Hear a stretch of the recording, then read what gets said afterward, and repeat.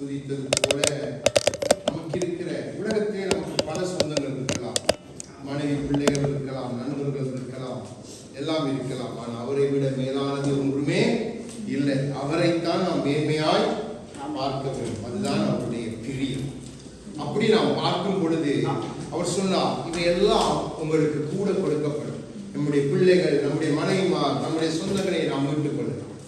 அப்போ அதான் அவர் சொன்னார், நீங்க ஒருவன் என்னை பின்பற்றினால் அவன் இந்த பூமியிலே தன்னுடைய குடும்பத்தை எல்லாரையும் மீட்டுக் கொள்ள. சீசர்களை பார்த்து அவர் சொல்லுகிறார்.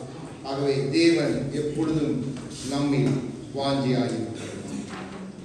நாம் இந்த நாளிலும் ஒரு முக்கியமான ஒரு காரியத்தை தியானிக்க முடியும். நமக்கு ஒவ்வொரு நாளும் அவர் கொடுக்கிறது ஒவ்வொன்றுமே முக்கியமான காரியங்களாக இருக்கிறது. நாம் கடந்த வாரம் எதை கற்றோம் நமக்கு தெரியும்.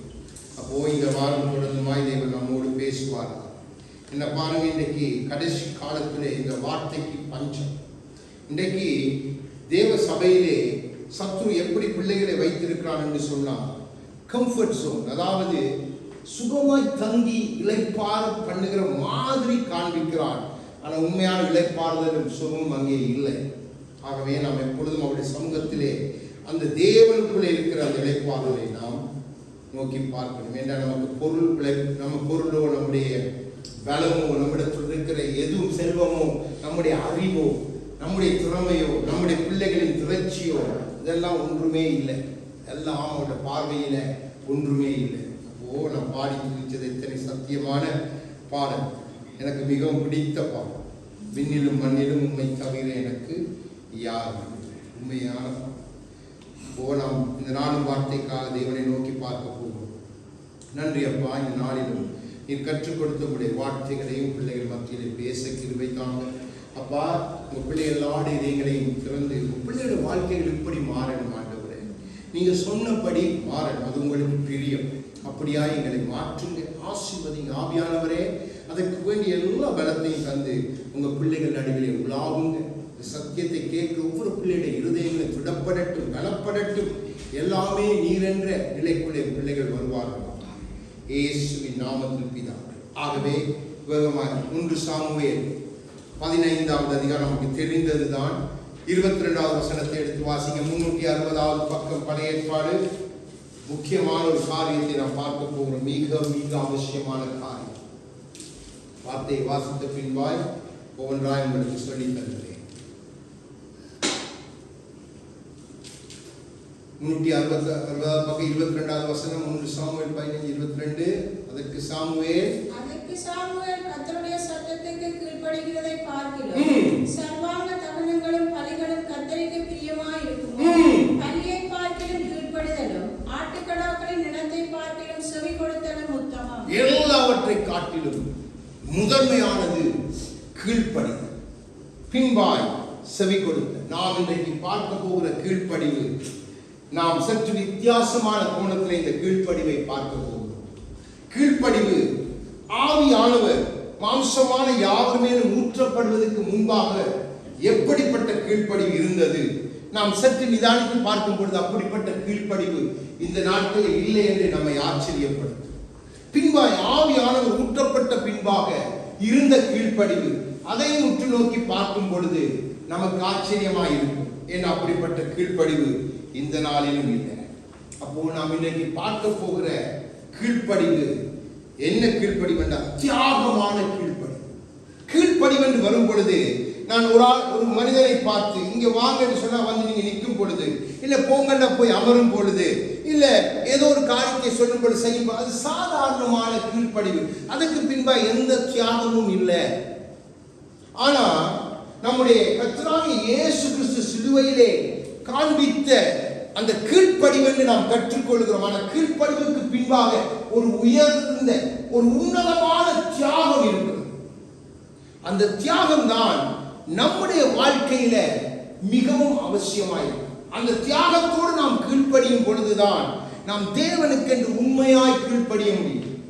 உண்மையாய் என்ன பாருங்க, இந்த அதிகாரத்தில் சாமுவேல் பேசுகிற காரியம் எல்லாவற்றை காட்டிலும் கீழ்ப்படிதல். அப்போ கீழ்ப்படிதல் என்றது மிக மிக அவசியம். ஆனால் கீழ்ப்படிவு என்று வரும் பொழுது நாம் சாதாரணமாய் கீழ்ப்படியலாம்.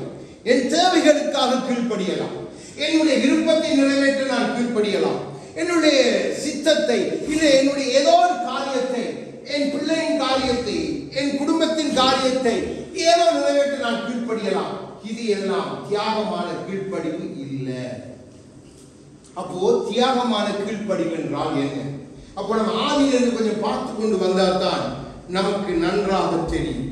ஆகவே யாத்ராகமம் எடுங்க. யாத்ராகமம் 1வது அதிகாரம் 7வது வசனத்தை எடுத்து வாசிங்க. யாத்ராகமம் 1:7. இஸ்ரவேல் புத்திரர் மிகுதியும் பலுகி ஏராளமாய் பெருகி பலத்திருந்தார்கள். தேசம் அவர்களால் நிறைந்தது. இப்போ இங்கே ஒரு சம்பவம் நடக்கிறது. இஸ்ரவேல் பெரிதாய் பல்கி பெருகிட்டாங்க. இப்போ இந்த பெருக்கத்தை ராஜா பார்க்கிறான். அது அவனுக்கு விஷனமா இருக்கிறது. அது அவனுக்கு அது கஷ்டமா இருக்கு. அப்போ நாம் கர்த்தருக்குள்ளே பெருகும் பொழுது நம்மை ஒருவன் பார்த்து கொண்டிருப்பான். அது அவனுக்கு பிடிக்காது. அப்போ அவன் என்ன செய்வான்? முதலாவது நம்முடைய வாழ்க்கையில இருக்கிற கீழ்ப்படிதலை எடுத்து போடுவதற்கான கிரியைகளை செய்வான். அப்போ அவன் எப்படி 15வது வசனத்தை வாசிங்க. அதே அதிகாரத்தில் 15. அதுவுமன்றி எகிப்தின் ராஜா சித்ராள் பூவாள் என்னும் பேருடைய எபிரேய மருத்துவச்சிகளோட பேசி, நீங்கள் எபிரேய ஸ்திரீகளுக்கு மருத்துவம் செய்யும் போது அவர்கள் மலையின் மேல் உட்கார்ந்திருக்கையில் பார்த்து, ஆண் பிள்ளையானால் கொன்று போடுங்கள், பெண் பிள்ளையானால் உயிரோடு இருக்கட்டும் என்றான். பாருங்க, இங்க எப்படி ஒரு சூழ்நிலை என்று சொன்னா, மருத்துவச்சிகள் வேலையை இழக்கவும் கூடும், இல்ல உயிரும் போயிடும். இப்போ இதுல இவங்க ராஜாவுக்கு கீழ்ப்படிந்தா வேலையையும் காப்பாற்றலாம், உயிரையும் காப்பாற்றலாம். ஆனா இந்த ரெண்டு மருத்துவச்சிகளும் பாருங்க, அந்த சூழ்நிலையில அவங்க ஒரு தியாகமான ஒரு காரியத்துக்கு தங்களை ஒப்புக் கொடுக்கிறாங்க. தேவனுக்கு பயந்து, அது அழகாய் வசனம் இருக்கிறது, தேவனுக்கு பயந்து கீழ்ப்படிந்தார்கள். தேவனுக்கு பயந்து கீழ்ப்படிந்தார்கள். அந்த கீழ்ப்படிவுக்கு கீழே இருந்த தியாகம் என்ன? அவங்களுடைய வேலை, இலக்கம் இருந்த வேலை, உயிர் போக இருந்த சூழ்நிலை தேவன் மாற்றுகிறார். ஆனா அந்த சூழ்நிலை நாம் அப்படி இருக்க முடியுமா? சற்று யோசிங்க. ஆவியானவர் இல்ல, எல்லாமே ஊற்றப்படாத காலம். எப்படிப்பட்ட ஞானம் இந்த மருத்துவச்சிகளுக்கு! இவங்க என்ன பார்வன் அந்த நாட்களே பெரிய வல்லமையான ராஜா, நினைத்தா எதையும் செய்யக்கூடிய அதிகாரம் அவனுக்கு உண்டு. கொஞ்சம் மிஸ் பண்ணி அவன் கண்டுபிடிச்சான் என்று சொன்னா முடிஞ்சது, 2 பேரையும் வெட்டி போடுவான். ஆனா இவங்க கர்த்தருக்கு பயந்து கீழ்ப்படிந்தாங்க. அப்போ அந்த கீழ்ப்படிவுக்கு பின்பாக இருந்தது பெரிதான தியாகம். அதனாலதான் இஸ்ரவேல் ஜனங்கள் பெருகினாங்க. 6 லட்சம் யுத்த புருஷன் ஆண்கள், 6 லட்சம் பேர் தப்பினது இந்த 2 பேருடைய தியாகமான கீழ்ப்படிவு. நமக்கு இப்படி ஒரு சூழ்நிலை வந்து நமக்கு முன்னுக்கு ஒருத்தர் நின்று நம்ம கூப்பிட்டு சொன்னா நாம் இப்படி கீழ்ப்படிவோமா? யோசிச்சு பாருங்க. ஆவியானவர் இல்லாத காலத்திலே இந்த 2 பேரையும் தேவன் சும்மா எழுதி வைக்க இல்லை. உயிராவற்று அவர்களுக்கு என்ன நடக்கும் எதுவும் தெரியாது. ஒரு பெரிய பதவியை நம்பி ராஜா கூப்பிட்டு கொடுக்கிறான். ஒன்று வேலையை விளக்கலாம், உயிர் 2 ஒரே நேரத்தில் போய் என்ன உயிருடைய தான் வேலை செய்ய முடியும். பாருங்க, அதுவும் சத்துரு எப்படி செய்கிறான் என்று நீங்க கொஞ்சம் பார்க்கணும். அதே இடத்தில் இருந்து ஆட்களை கூப்பிட்டு பேசுகிறான். அவன் நினைத்திருந்தால் எகிப்திய மருத்துவச்சிகளை அந்த இடத்துக்கு அனுப்பியிருக்கிறான். எகிப்தியர் மருத்துவத்திலே தலை சிறந்து விளங்கின காலம் அது. சாத்தானும் அப்படித்தான். நம்முடைய கீழ்ப்படிவை பார்க்க நமக்குள் இருந்து ஆட்களை எழுப்பி விடுவான்.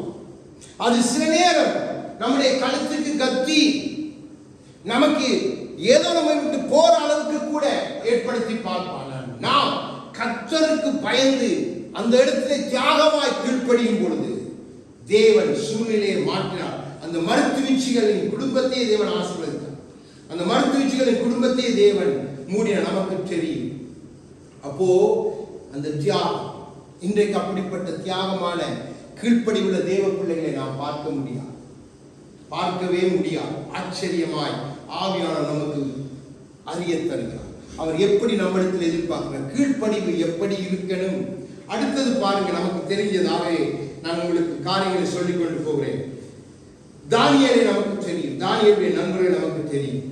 அங்கே தீச்சூளை 7 மடங்கு அந்த தீச்சூளையிலும் அவர்கள் தேவனுக்கு கீழ்ப்படிந்து தங்கள் சரீரத்தையே அப்படியே ஒப்பு கொடுத்தாங்க. தியாகமான ஒப்பு கொடுத்த நாம் அநேக காரியங்களுக்கு அப்படி தியாகமாய் ஒப்பு கொடுக்கிறது இல்லை.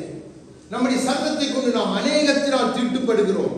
இத்தனை மேலான சத்தியத்தை கேட்டும், இத்தனை மேலான கீழ்ப்படிவை தேவன் நமக்கு காண்பித்தும் நாம் அப்படி செய்வது இல்லை. ஆனால் தானியேலுடைய நண்பர்களை சற்று சிந்தித்து பாருங்கள். தீச்சுவலை 7 மடங்காய் பற்றி எரிகிறது. ராஜாவுக்கு பயப்படாமல் உத்தரவு கொடுக்கிறார்கள். நேபுகாத்நேச்சர் எதுவும் செய்யலாம், அவன் வெட்டி அவர்களை தீச்சுவலை தப்பினதை வெட்டியும் விட்டிருக்கலாம். ஆனால் பாருங்கள், அவர்கள் தங்கள் சரீரத்தை அப்படியே தியாகமாக ஒப்புக்கொடு. அதான் பவுல் நமக்கு சொல்லுகிறார், அப்படிப்பட்ட தியாகத்தோடு நீங்க கீழ்ப்படியணும், அப்படிப்பட்ட தியாகத்தோடு உங்கள் சரீரங்களை தேவனுக்கு உகந்த பலியாய் ஒப்பு கொடுக்கணும். இன்றைக்கு இப்படிப்பட்ட காரியத்தை நாம் பார்க்க முடியாது. ஆனால் அன்றைக்கு தானியேலுடைய காலத்திலேயே தேவன் இப்படிப்பட்ட தியாகமான கீழ்ப்படிவை நமக்கு எழுதி வைத்திருக்கிறார். அப்போ நாம் கீழ்ப்படுகிறோம் என்று சொல்வது இலகு, நாம் அதை செய்கிறோம் இதை செய்கிறோம் என்று சொல்வது இலகு. ஆனால் தியாகமான கீழ்ப்படிவுக்கு பின்பாய் தேவன் விசேஷித்த ஆசீர்வாதங்களை, விசேஷித்த கிருபைகளை வைத்திருக்கார். நீங்க தியாகமான எந்த எதிர்பார்ப்பும் இல்லாம, சூழ்நிலைக்கு பயப்படாம நீங்க கீழ்ப்படியும் பொழுது தானியேலுடைய நண்பர்களை அந்த தேசத்திலே உயர்த்துகிறார், ஆண்டவர் உயர்த்தி வைக்கிறார். எப்படி ஆயிற்று? அவர்கள் தியாகமாய் தங்கள் சரீரம் தாங்கள் சுட்டரிக்கப்படுவோம், தங்களுக்கு மரணம் நிச்சயம் என்னப்பட்ட பொழுது கூட அவர்கள் பயப்படாமல் ஒப்பு கொடுத்தாங்க. இப்படிப்பட்ட அர்ப்பணிப்பை இந்த நாட்களில் நாம் காணவே முடியாது. ஏனென்றால் இந்த நாட்கள்ல தேவனிடத்தில் வருபவர்கள் ஏதோ ஒன்று தாரும் என்று அதற்காக கீழ்ப்படுகிறவர் தான் 90%. ஆனால் தேவனுக்கு என்று தியாகமாய் கீழ்ப்படுகிறவர் ஒருவருமே இல்லை. அடுத்ததாக 2 நாளாகும் 28 15வது வசனத்தை வாசிங்க. இதெல்லாம் நான் உங்களுக்கு சொல்கிறேன், ஆவியானவருடைய நிறைவில்லாத காலத்தில் இருந்த கீழ்ப்படிவர். பாருங்க எப்படி தங்கள் சரீரத்தை கீழ்ப்படிந்து தியாகமாக ஒப்புக் கொடுக்கிறார்கள். உயிரே போகும் வேலே போகும் என்ற பட்சத்திலும் ஒப்புக் கொடுக்கிறார்கள். அந்த 2 மறுத்து வச்சுக்கிறார். இங்கே 3 வாலிபர்கள்.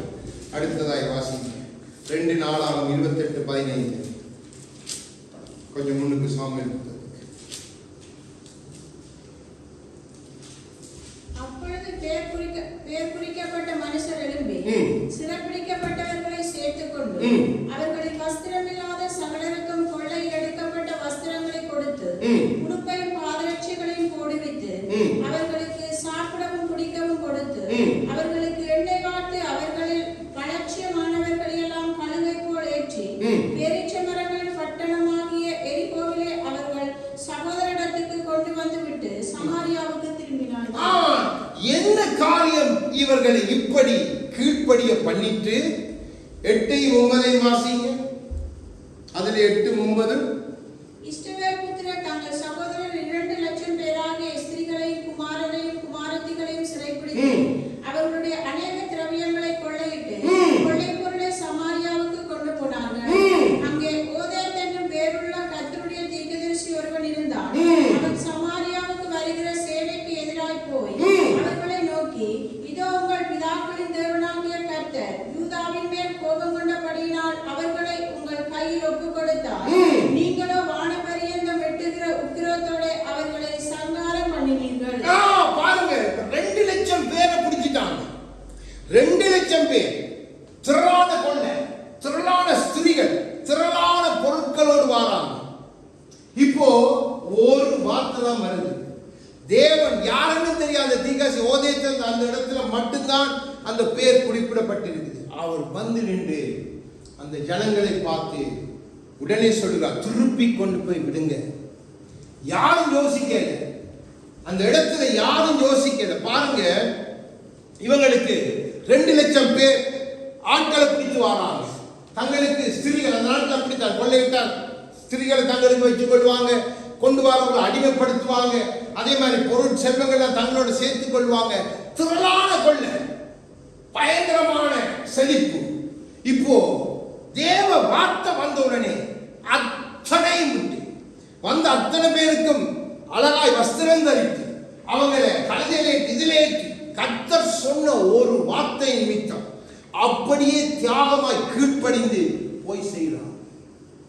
இன்றைக்கு யோசிச்சு பாருங்க, ஆண்டவர் நம்முடைய கரத்திலே பல கோடி ரூபாய்களை தந்துட்டு அதுல 10ல் 1 பங்கு கேட்டாலும் நாம் கொடுப்பதற்கு நாம் ஆயத்தமா இல்லை. அதற்கு பல காரணங்களை தேடுவோம். இல்ல தேவ வார்த்தை தான் நம்ம நோக்கி வந்தால் நாம் செய்ய மாட்டோம். ஏனென்றால் இவ்வளவு நாள் நான் சேர்த்து வைத்தது, இவ்வளவு நாள் நான் பேங்க்ல வைத்தது, இவ்வளவு நாள் நான் இதுல ஒரு பகுதியை நான் கொடுக்கணுமே, இழக்கணுமே என்ற உணர்வுல நாம் செய்ய மாட்டோம். மாறாக ஐயோ என்கிட்ட காசு இல்லை பாருங்க, ஆனா காசு பேங்க்ல படுத்திருக்கு, காசு வீட்டுல இருக்கு, ஆனா நாம் கொடுக்க மாட்டோம். இங்க பாருங்க எவ்வளவு பெரியான ஒரு இழப்பு.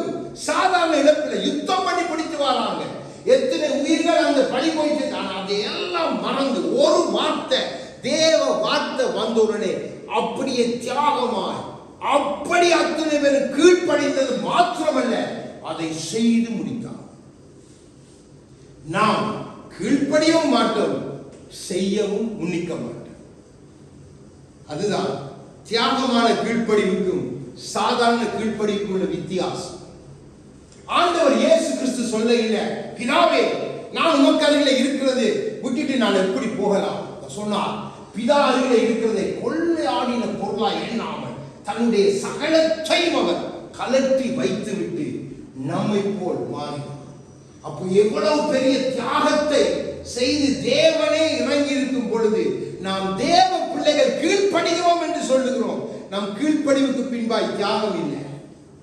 நம் கீழ்ப்படிவுக்கு பிள்ளை ஒவ்வொரு தேவ பிள்ளைகளுடைய கீழ்ப்படிவுக்கு பின்பாக ஒரு தியாகம், ஒரு விலைக்கிரயம் இருக்குமானால் இன்றைக்கு இந்த பூமியில எவ்வளவு பேர் ரட்சிக்கப்பட்டிருப்பார். நம் குடும்பங்கள் ரட்சிக்கப்பட்டிருக்கு. ஆனால் நம்முடைய கீழ்ப்படிவு தியாகமாய் இல்லை, சுயநலமாய் மாறிட்டது. நம்முடைய கீழ்ப்படிவு தேவையாய் மாறிட்டது. நம்ம இடத்துல வரும் பொழுதுதான் சமத்தாங்க நம்முடைய முதல் பார்வை, அப்பா எனக்கு என்ன தருவி, வேலையை தாரும், எனக்கு வீசாவை தாரும், எனக்கு பணத்தை தாரும், எனக்கு அதைத்தாரும், என் பிள்ளையை படிப்பியும், என் பிள்ளைக்கு திருமணம், இப்படியே வருது. தியாகமாய் வருகிறவர்கள் அப்படி வருவது இல்லை. பிதாவே உம் சமூகத்திலே வந்து நிற்கிறோம், உம் சித்தம் செய்ய வந்து நிற்கிறோம், நீர் சொல்லும் உமது அடியார்கள் கேட்கிறோம். சாமுவேலுடைய அதிகாரத்தில் நமக்கு தெரியும், சவுல் கீழ்ப்படியல்ல. ஏன் தியாகமாய் கீழ்ப்படிய? அவன் கொண்டு வந்த ஆடு மாடு கொள்ளைகள் மேல அவன் இதயத்தை வச்சிட்டான், மனுஷன் மேல வச்சிட்டான். தேவனுக்கு கீழ்ப்படிய தியாகம் இல்லை, சுயநலம் வந்துட்டது, கீழ்ப்பட முடியாதபடி தடை செய்துட்டது. அப்போ தியாகமாய் கீழ்ப்படிவதுதான் தேவனுக்கு பிரியம். நீங்க தியாகமாய் கீழ்ப்படிய எவ்வளவுக்கு உங்களை ஒப்பு கொடுக்கிறீங்களோ அவ்வளவுக்கு தேவ பிரசன்னமும் தேவ மகிமையும் உங்களோடு கூட வரும். அந்த மகிமையை வித்தியாசமாயிருக்கு. எவ்வளவுக்கு நீங்க தியாகமாய் இதை தேவன் பேசும் பொழுது, நான் திடீரென்று ஒரு சாட்சியை பார்த்தேன், ஒரு மகனுடைய சாட்சி. இந்த காரியங்களை ஆண்டவர் பேசி 2 நாள்ல திடீரென்று அந்த சாட்சியை பார்த்து தேவன் கிருபை செய்தார்.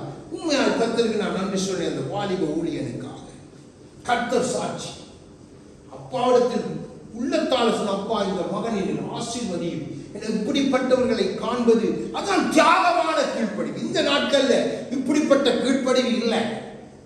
நமக்கு தெரிஞ்ச அந்த பாட்டு பாடினவர் பாடுவோம், அந்த பாட்டு அந்த அப்போ உங்க நாமம் உயரணும், அது மேன்மை அடையணும், பாடுவோம். அப்போ அவர் சொல்றார், 2010 தேவன் பாட்டை கொடுத்தார், அதை வைத்து பணம் சம்பாதிக்க எனக்கு விருப்பமே. அழுது சொல்லுகிறார், நான் எப்படி என் சபை மக்களிடத்திலிருந்து பணத்தை கொள்ளையடிக்கலாம், நான் எப்படி இதை விற்று வியாபாரமாய் மாற்றலாம், என் தேவனுக்கு பிரியமோ அடித்த அத்தனை சீடியையும் கொண்டு போய் 2000 சீடியை கொண்டு போய் 500 சீடியை ஃப்ரீயா கொடுத்துட்டு 1500 சீடி நான் எரித்து போட்டேன். அப்போ எவ்வளவு 2 லட்சம், அந்த டைம்ல 2 லட்சத்துக்கு ஏதோ பணத்தை செலவழித்து செய்த சீடி பாருங்க, எவ்வளவு அசைத்தது இந்த சாட்சி. காலையிலும் இந்த மகனுக்காய் நான் கத்தெடுத்து நன்றி. சத்தியமா இந்த வேத வார்த்தையை தியானிக்கிற இந்த இடத்துல நான் உண்மையை சொல்லுகிறேன். அசைத்தது அந்த சாட்சியை. இப்படியும் ஒரு பிள்ளை இந்த நாட்களில் இருக்கிறானே ஆண்டவரே நன்றி. இப்படி எழுப்பும் வாலிபர்களை, இப்படி எழுப்பும் பிள்ளைகளை தேவனிடத்துல ஒரே எதிர்பார்ப்பு தான். காரியம் நீர் என்ன சொல்லுங்க அதை மட்டும்தான் செய்யும்.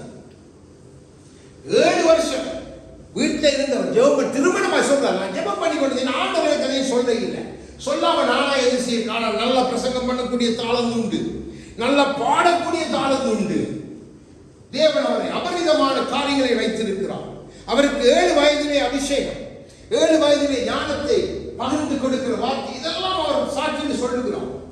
அதை கேட்கிறவர் சொல்லுகிறார், இப்படிப்பட்ட சாட்சியை நான் கேட்கல, உங்களை பார்க்க எனக்கு விசித்திரமா இருக்கு, மற்றவர்களை பைத்தியமா இருந்தாங்க. உடனே எனக்கு ஆண்டவர் ஞாபகப்படுத்தினார் பவுல் சொன்னதே, உலகத்தின் பார்வையை நாம் பைத்தியம். அதுதான் ஆவியானவருடைய வழிநடத்தை. பாருங்க எப்படி நாம் இருக்கிறோம். இதுதான் தியாகமான கீழ்ப்படிவு. இன்றைக்கு இல்ல, அது இல்லை. ஏன்னா இந்த செய்தியாளர் பேசின பின்பாக தேவன் காண்பித்த காரியம். ஆகவேதான் என்னால் துணிந்து சொல்ல முடியும் தேவ சமூகத்திலே நாம் அப்படி இருக்க. 2 நாளாகும் 25வது அதிகாரம், கொஞ்சம் அப்படியே வாங்கிக்கிற 25வது அதிகாரம். இப்போ ஒரு கூட்டமே எல்லாத்தையும் விட்டு தேவனுக்கு அப்படியே தாழ்மை கீழ்ப்படிந்து அப்படியே செய்கிறார்கள். இப்படி நம்ம சபையா இயங்க.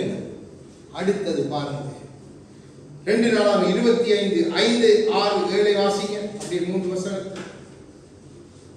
அமத்சியா யூதா மனுஷரை கூடிவர செய்து அவர்கள் பிதாக்களுடைய வம்சங்களின்படியே யூதா பென்யமீன் தேசங்களெங்கும் 1000 பேருக்கு அதிபதிகளையும் 100 பேருக்கு அதிபதிகளையும் வைத்து 20 வயது முதற்கொண்டு அதற்கு மேற்பட்டவர்களை இலக்கம் பார்த்து யுத்தத்துக்கு புறப்படவும் ஈட்டியையும் கேடகத்தையும் பிடிக்கவும் தக்க யுத்த வீரர் 3 லட்சம் பேர் என்று கண்டார். இஸ்ரவேலின் லட்சம் பராக்கிரமசாலிகளை 100 தாலந்து வெள்ளி கொடுத்து கூலிக்கு அமர்த்தினார். இப்ப பாருங்க, இந்த சம்பவத்தை கொஞ்சம் சற்று யோசிச்சு பாருங்க. ஒரு அரசன் யுத்தத்துக்கு போகிறான். அவன் சட்டப்படி செய்தது சரி. 3 லட்சம் தன்னிடத்தில் ஆட்கள் இருக்கிறாங்க. ஆனா அவனுக்கு இன்னும் ஆட்கள் தேவை. அப்போ 1 லட்சம் பேருக்காக அவன் 100 தாலந்து வெள்ளியை கொடுத்தவர்களை சம்பாதிக்கிறான்.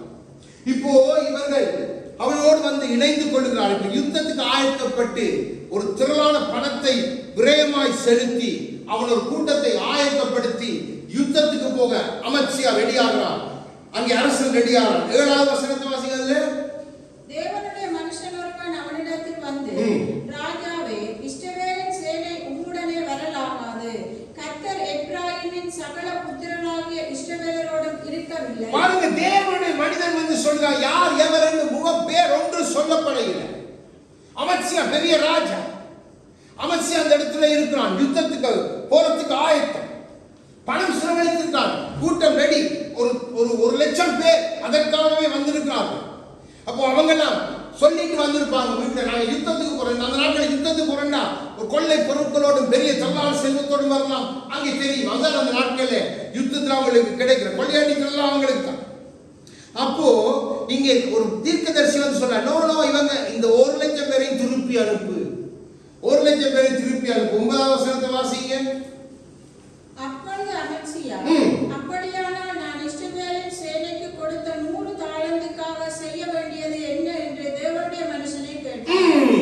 அதற்கு தேவனுடைய மனுஷன், அதை பார்க்கிலும் அதிகமாய் கர்த்தர் உமக்கு கொடுக்க கூடும் என்றார். பாருங்க, தேவன் உடனடியாக வார்த்தையை கொடுக்கிறார். நீ இழக்கிறதை இழந்து போ, பரவாயில்லை, நான் கொடுக்க வல்லவர். ஆனால் நான் சொன்னபடி நீ கீழ்ப்படிய. உடனே அமத்சியா அந்த 1 லட்சம் பேரையும் திருப்பி அனுப்புறான். 1 லட்சம் பேரை அனுப்பி போட்டு இந்த 3 லட்சம் பேரோட தான் யுத்தத்துக்கு போறான். ஆனா பாருங்க, இந்த நிமித்தவனுக்கு வந்த காரியம் என்ன? வாசிங்க. அதிலே 10வது வசனத்தை வாசிங்க. அதுல 10. அப்பொழுது அமத்சியா எப்பிராயீமரின் தம்மிடத்துக்கு வந்த சேனையை தங்கள் வீட்டுக்கு போய்விட பிடித்து விட்டார். அதனால் அவர்களுக்கு யூதாவின் மேல் மிகுந்த கோபம் உண்டு உக்கிரமான எரிச்சலோட தங்களிடத்துக்கு திரும்பி போனார்கள். அடுத்து அது அப்படியே வாசிங்க. அப்படியே 13. தன்னோடு கூட யுத்தத்துக்கு வராதபடிக்கு அமத்சியா திருப்தி விட்ட யுத்த புருஷர் சமாரியா துவங்கி பெத்தரோன் மட்டும் இல்ல யூதா பட்டணங்களின் மேல் விழுந்து அவைகளில் 3000 எத்தனை பெரிய சேதம் ராஜாவுக்கு யோசிச்சு பாருங்க. அந்த கொடுத்த காசும் போயிட்டு அனுப்பிவிட்டவன் சும்மா போவேன். ஏன்னா அவன் வந்தது நான் கொள்ளையடிச்சுட்டு என் குடும்பத்துக்கு பணத்தை கொண்டு போவேன். ஏற்கனவே பணம் வாங்கிட்டாங்க, பேராசு.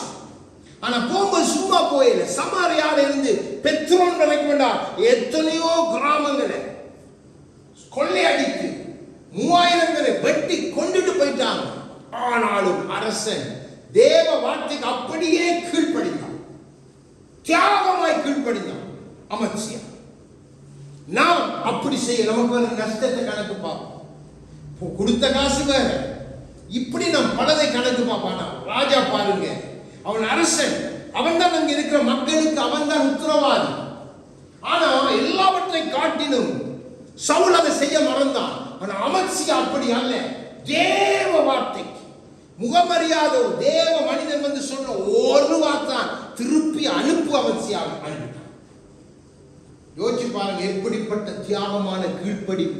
பரிசு அந்த நாட்கள் எல்லாம் நமக்கு கொடுக்கப்பட்ட மாதிரி இத்தனை திரளான சாட்சிகள், இத்தனை திரளான காரியங்கள் கொடுக்கப்பட இல்லை. அமைச்சர் நினைச்சிருந்தா இல்ல நான் யுத்தத்துக்கு போவேன், போயிருக்கலாம். அவர்கள் அழைத்துக் கொண்டு போய் அவங்க தோத்தால் அத்தனை வெட்டி சென்றாலும் அவனுக்கு சேதம் இல்லை. அவர்கள் போயிருந்தார்கள், மக்களை காப்பாற்றி இருக்கார். யோசிச்சு பாருங்க. ஆனா அமைச்சர் அதை செய்ய தியாகமாய், தான் ராஜாவாய் இருந்து தியாகமாய் அப்படியே வலியோ உள்ள தியாகம். சாதாரண தியாகத்துக்கு பின்பாக ஒரு வழி இருக்கு. அந்த வலியோடு கூடிய தியாகத்திலே பரலோகம் கழிவு. கிறிஸ்துவனுடைய தியாகத்துக்கு பின்பு வழி இருந்தது. இன்று வரை பரலோகம் கழிவுறது. எப்பெல்லாம் நாம் அவருடைய பந்தியிலே கை வைக்கிறோமோ பரலோகம் கழிவுறது. ஆனா அந்த தியாகத்துக்கு பின்பாக இருந்தது வழி. யோசிச்சு பாருங்க. அமத்சியா பணமும் போயிட்டு அந்த நாட்கள் அவன் ஒரு மிகவும் நெருக்கப்பட்ட சூழ்நிலை, யுத்தத்துக்கு போறோம், திடீரென்று வந்துட்டான் எதிர். ஆனா பணமும் போயிட்டு போதாததுக்கு தன்னுடைய பட்டணங்கள், ஒரு பட்டணத்தை திருப்பி கட்டுன்னு சொன்னா ராஜாவுக்கு எவ்வளவு பணம் தேவையா இருந்திருக்கு.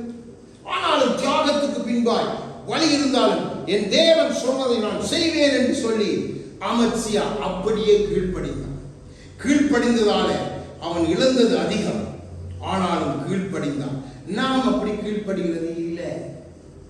இப்படிப்பட்ட கீழ்ப்படிவு தான் பரலோகம் எதிர்பார்த்து காத்து கொண்டிருக்குது. நம்ம அப்படி செய்யறது இல்லை. யோசிச்சு பாருங்க. நமக்கு தெரியும் எரேமியா 35வது அதிகாரம், நம்மளுக்கு சொல்லிக்கொண்டு போன தெரிந்தபடினா 35வது அதிகாரத்திலே அங்கே எரேமியா தீர்க்கதரிசி கூப்பிட்டு ஆண்டவர் ஜோனதாபின் பிள்ளைகளை கொண்டு வந்து திராட்சை ரசம் குடிக்கும்படி கொடுக்கிறோம். அவர்கள் குடிக்க மாட்டோம் என்று சொல்றார்கள். ஏண்டா நாங்க இந்த பூமியில நாங்க பரதேசிகள், நாம் இந்த பூமிக்கு உரியவர்கள் அல்ல. யார் சொன்னது? ஒரு மனிதன் ஜோனதான். அவன் வாழ்ந்தது கிறிஸ்துக்கு முன் 850வது ஆண்டு காலத்திலே வாழ்ந்த மனிதன். எரேமியா கிறிஸ்துக்கு முன் 600வது ஆண்டிலே வந்து அங்கே அவர்களை போய் தேவன் சந்திக்க அனுப்பினார். கிட்டத்தட்ட 250 வருஷம், 1 வருஷம் 2 வருஷம் 3 வருஷம் 4 வருஷம் இல்லை, 250 வருஷம் தங்கள் தகப்பன் சொன்ன வார்த்தைக்கு தியாகமாய் எந்த திராட்சை ரசத்தை நடையில, எந்த தங்களுக்கு எந்த வீட்டையும் கட்டல, கூடார வாசி. யோசிச்சு பாருங்க.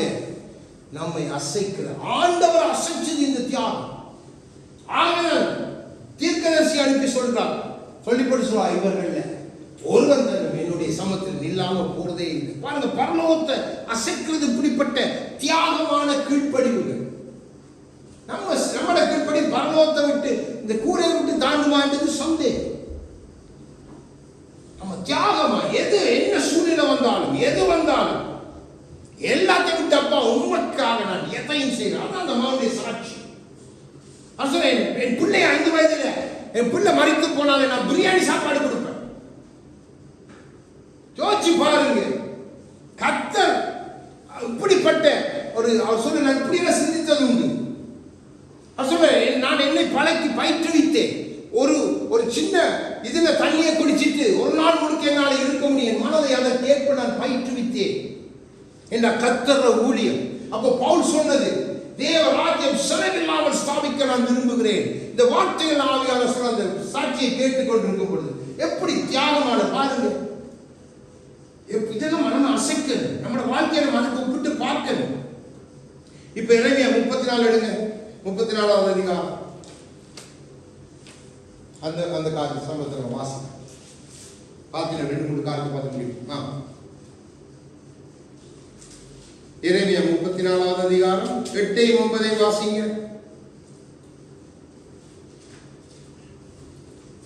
ஒருவனும் யூத ஜாதியாகிய தன் சகோதரனை அடிமை கொள்ளாதபடிக்கு அவனவன் எபிரேயனாகிய தன் வேலைக்காரனையும் எபிரேய ஸ்திரியாகிய தன் வேலைக்காரியையும் சுயாதீனராக அனுப்பிவிட வேண்டும் என்று அவர்களுக்கு விடுதலையை கூறும்படி ராஜாவாகிய சிதேக்கியா எருசலேமில் இருக்கிற எல்லா ஜனத்தோடும் உடன்படிக்கை பண்ணின பின்பு எரேமியாவுக்கு கர்த்தரால் உண்டான வார்த்தை. இப்ப பாருங்க, எரேமியா தீர்க்கதரிசியை கொண்டு ஆண்டவர் சொல்லுகிறார், உன் சகோதரனை உன்னுடைய யாரையும் அடிமைப்படுத்தப்பட நாங்கள் அடிமைப்படுத்தி வைத்திருந்தா 7 வருஷம் செவிக்கள் போலும். அப்ப அடிமைப்படுத்தியிருந்தால் அடிமையோட அவனுக்கு வருமானம் உண்டு. இது நான் தேவன் சொன்னவங்கள சகோதரர் எல்லாரையும் அனுப்பிட்டு யுத்தம் வரப்போது எல்லாரையும் அனுப்பி எல்லாரையும் விடுதலை ஆக்குங்க. ஒருவர் உனக்கு அடிமை இருக்கக்கூடாதுன்னா அதே மாதிரி சிதேக்கியா பாருங்க, அவன் செய்கிறான். அவன் அந்த உடன்படிக்கை அப்படியே கீழ்ப்படிந்து செய்கிறான், தியாகமாய் செய்கிறான், சொன்னதற்காக செய்கிறான். ஆனால் அதன் பின்பாக அவர்கள் அதை அனுப்பிட்டு திருப்பி கொண்டு வந்துட்டாங்க. அது அவர்களுக்கு தீங்காய் முடிந்தது. ஆனா பாருங்க, இங்கே சிதேக்கியா சொன்னதை உடனடியாக சொல்ற எல்லாருக்கும் இது தேவனுடைய காரியம், இப்படியாய் தேவ மனிதன் சொல்லியிருக்க உடனே எல்லாரையும் ரிலீஸ் பண்ணுங்க. நாம் தேவ நம்மிடத்துல ரிலீஸ் பண்ண சொல்லி எத்தனையோ காரியங்கள் நாம் பிடிக்க வச்சுக்கிறோம். எத்தனையோ நம்ம அடிமையா இருக்கிறோம், எத்தனையோ சுபாவங்கள், எத்தனையோ முரட்டாட்டங்கள், எத்தனையோ காரியங்கள் நம்ம ஆண்டவர் சொன்னாலும் நம்ம விருப்பத்துக்கு நாம அடிமைப்படுத்தும், அதுக்கு அடிமையாயிருக்கும். அப்போ அந்த நாட்கள் இதெல்லாம் ஏன் சொல்றா, இதெல்லாம் ஆவியானவர் ஊற்றப்படுவதற்கு முன்பு, அதாவது மாம்சமான யார் மேலும் ஆவியானவர் ஊற்றப்பட இல்லை. இப்போ பாருங்க, அப்போஸ்தலர் 9:6 வாசிங்க. 2 கால் பார்க்க முடியும்.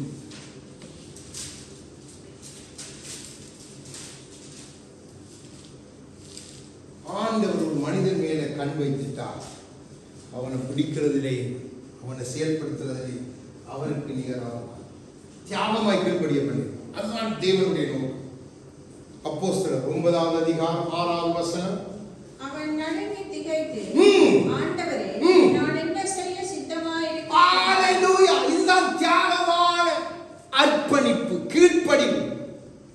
எப்படிப்பட்டவன் சொல், சனகரி சந்தத்திலே பெரிய பதவி, பரிசேயன் என்ற அந்த திமிர் வாலிபன் எதுவும் செய்யலாம். ரோம சாம்ராஜ்யத்திலே அவனுக்குரிய அந்த நாட்டுக்குரிய பிரஜாவுமே உண்டு, சகலம் அவனுக்கு. அவன் சொன்ன அவனை சுற்றி ஒரு கூட்ட ஆட்களை வந்துருவாங்க. ஆனால் தேவனை அவன் கண்ட பொழுது, தேவன் அவனை அழைத்த பொழுது அவன் அப்படியே தியாகமாய் கீழ்ப்படிந்தது. சொல்லுகிறான், ஆண்டவரே, நான் என்ன செய்ய சித்தமாய் அதை மட்டும் சொல்லு, நான் செய்கிறேன். இதன் நிமித்தம் பவுலுடைய வாழ்க்கையில எவ்வளவு வலிகள், எவ்வளவு அடிகள், எவ்வளவு இழப்புகள் யோசிச்சு பாருங்க. அவன் சொல்ல இல்ல, உலகம் எனக்கு நன்றாக இருக்குது, கிறிஸ்துக்கு வந்தாலும் உலகத்துக்குள்ள நான் என்னுடைய பதவியை சனகரிப்பு சங்கத்தின் பதவியை நான் வைத்துக் கொள்வேன், பரிசேயனை போல நான் இருப்பேன், நான் ரோம இது ஒன்றுமே சொல்ல, எல்லாம் குப்பை, நஷ்டம் நஷ்டம் என்றான். ஏன்னா தியாகமான அர்ப்பணிப்பு ஒரு மனிதனுக்குள்ள வந்துட்டா, கீழ்ப்படி வந்துட்டா காரியம் மாறி. இதைத்தான் பரலோகம் நம்மிடத்தை எதிர்பார்க்கும். நான் சொன்னேன், சாதாரணமான கீழ்ப்படிவு அல்ல நாம் செய்வதெல்லாம், சாதாரணமான கீழ்ப்படிவு. பரலோகம் நம்மிடத்தை எதிர்பார்க்கிறது தியாகமான கீழ்ப்படிவு. என்ற பரலோகம் நமக்காய் தியாகம் செய்திருக்கிறது, தேவனை தியாகம் செய்திருக்கிறது. நம்ம அந்த தியாகத்துக்குள்ளே வந்து நிற்கிறோம். அதற்கு பின்பாக இருந்ததெல்லாம் யோசிச்சு பாருங்க. பவுல் எவ்வளவு சவால் நமக்கு. பவுலுடைய காலத்தின் பின்பாய், ஆவியால் ஊற்றப்பட்ட காலத்தின் பின்பாய் பிடிக்கப்பட்டவர் தான் நானும் நீங்கள். ஒரு பவுல் அப்படி தியாகமாய் கர்த்தருக்காக பெரிதாய் சாதிக்க கூடுமானால் நாம் அட்லீஸ்ட் ஒரு கொஞ்சமாவது சாதிக்க முடியாது. நாம் அப்படி சிந்தித்து பார்க்கணும். நம்மை உலகம் பிடித்திருக்கு, நம்மை வேறு காரியங்கள் பிடித்திருக்கு, தியாகமாய் நம்ம செயல்பட முடியல. சில நேரத்தில் நம்மளோட குடும்பம் பிடித்திருக்கும், நம்மளோட பிள்ளை பிடித்திருக்கு, நம்மளோட மனைவி பிடித்திருப்பான், பல காரணம் நம்மை பிடித்திருக்கு. ஆனா இது எல்லாம் பாடினது எத்தனை சத்தியமான பாடல். அப்பா, உம்முடைய சித்தத்தை இந்த வாழ்க்கை நிறைவேறு, நீர்தான் எனக்கு எல்லாம், உண்மை அல்லாம எதுவுமே இல்லை. அந்த உணர்வு நமக்கு வரணும். அந்த உணர்வு வந்தால்தான் அதுக்கு பின்பாக தியாகமான கீழ்ப்படி. ஒரு தேவ ஊழியர் சொல்லிட்டாண்டா, சகோதரி சகோதரி இந்த காரியத்தை கர்த்தர் இதயத்தில் சொல்லுகிறார், இதுக்கு நீங்க கீழ்ப்படிங்க, அவ்வளவு. அந்த சத்தம் வந்துட்டாலே அதை போய் கீழ்ப்படி வேண்ட வார்த்தை சத்தம் வச்சிருக்க அப்படியே கீழ்ப்படுவீங்க. ஏண்டா உங்களை ஏமாத்துறவன் கீழ்ப்படிங்கன்னு சொல்ல மாட்டான். உங்களை வஞ்சிக்கிறவன் வேறு விதமாய் போதிப்பான். நன்றாக கீழ்ப்படிவு என்ற ஒரு காரியத்தை கர்த்தர் நமக்கு சொல்லும் பொழுதே நாம் உடனடியாக கீழ்ப்படியது. இப்போ அப்போஸ்தலர் 19 வாசிங்க. இதெல்லாம் நமக்கு சவால். நம்முடைய வாழ்க்கைகள் இப்படி இருக்குதா கொஞ்சம் யோசிச்சு பார்க்க. அப்போஸ்தலர் 19ஆம் அதிகாரம் 19ஆவது வசனம். மாயவித்தைக்காரராயிருந்தவர்களில் அநேகர் தங்கள் புஸ்தகங்களை கொண்டு வந்து எல்லாருக்கும் முன்பாக சுட்டெரித்தார்கள். அவைகளின் கிரியத்தை தொகை பார்த்து 50,000 வெள்ளி காசை கண்டார்கள். பாருங்க, சொன்ன உடனே அத்தனை புத்தகங்கள். ஏன் ஆண்டவர் 50,000 வெள்ளி காசு என்று எழுதி வைத்திருந்தான்னு சொன்னா, எரிக்கிறாங்க. என்ன எரிக்காம விட்டா அந்த பழைய உடன்படிக்கைக்குள்ள சாத்தானால் அவர்கள் மேல கை போட முடியும், சாத்தானால் அவர்களை வைத்து கிரியை செய்ய முடியும். கிறிஸ்துக்குள்ள வந்துட்டா தியாகம் 50,000 வெள்ளி என்றா இன்னைக்கு இப்பத்திய மதிப்பின்படி கணக்கிடுறாங்க எத்தனையோ லட்சம் டாலர்ஸ். அத்தனை புத்தகங்களை எரிக்கிறாங்க. ஏண்டா அந்த கிறிஸ்துவ அந்த அன்பை தெரிந்து கொண்ட உடனே தியாகமாய், இனி இதை கொண்டு நான் பிழைக்க மாட்டேன், இதை கொண்டு நான் எதையும் செய்ய மாட்டேன் என்று அப்படியே அவைதான் வேதம் சொல்லுறாங்க. சட்டங்களை சுட்டரித்து கொடுத்தார்கள். தானியேல் நண்பர்கள் போல இருக்கணும். பாருங்க, நமக்கு ஏதாவது ஒன்று பிடித்து வைத்திருப்போம். ஆனா நம்ம அதை இழப்பதற்கு எரிப்பதற்கு நம்ம ஆயத்தமானது இல்லை. நாம் எரிக்கும் பொழுது, நாம் இழந்து போகும் பொழுது அதனூடாக தேவன் ஒரு பெரிய திட்டத்தை கொண்டு வந்து ஜெயமாக்கி முடிப்பார். அந்த இடத்துல அநேகர் ஒரு பெரிய திரளான ரட்சிப்பை காண்கிறார். அப்போ நம்முடைய கீழ்ப்படிவு எப்படி இருக்குது? தியாகமாய் கீழ்ப்படுகிறோமா? தியாகமாய் தேவனுக்காக நாம் என்னத்தை செய்கிறோம்? ஏன் ஆபிரகாமையும் ஈசாக்கையும் வைத்து தேவன் நம்மோடு பேச விரும்புகிறார்? ஆபிரகாமுடைய கீழ்ப்படிவு சாதாரணமான கீழ்ப்படிவே அல்ல. யோசிச்சு பாருங்க. கர்த்தர் என்னை பார்த்து சொல்லுகிறார், உன் ஏக சுதன் என்றும் பாராமல் உன் குமாரனை கொண்டு வந்து எனக்காக பலிபீடத்துல பலியாய் செலுத்த என்னிடத்திலே தேவன் சொன்னார். நான் செய்வேன் என்று நீங்க நினைக்கிறீங்களா?